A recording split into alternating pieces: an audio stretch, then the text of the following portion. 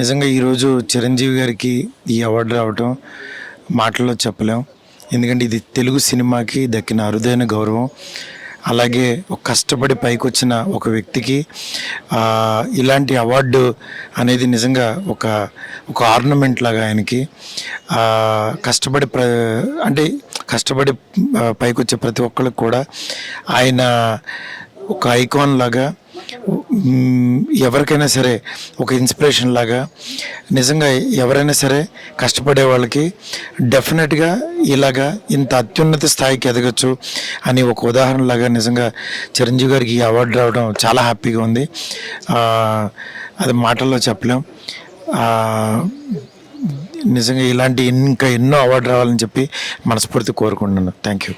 స్వయం కృషితో పైకి ఎదిగిన అందరికీ ఆదర్శప్రాయులు, అందరివాడు, మెగాస్టార్, పద్మభూషణ్, డాక్టర్.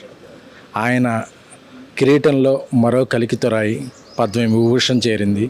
ఇది తెలుగు వాళ్ళందరికీ, భారతీయులందరికీ, తెలుగు సినిమా పరిశ్రమకు అందరికీ కూడా గర్వకారణం. బాస్ అంటే ఎప్పుడు అందరికీ బాసే. సో బాస్కి ఈ పద్మవిభూషణ్ రావడం చాలా చాలా ఆనందంగాను గర్వంగానూ ఉంది.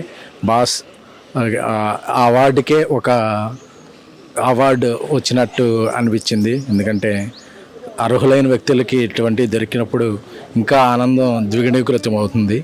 బాస్ ఇలాంటి ఎన్నో అచీవ్మెంట్స్ చేసుకుని జనరేషన్స్ని ఇన్స్పిరేషన్ చేసే మహోన్నత శిఖరంలో ఎప్పటికీ అలా నిలవాలని కోరుకుంటున్నాను. Thank you boss, congratulations.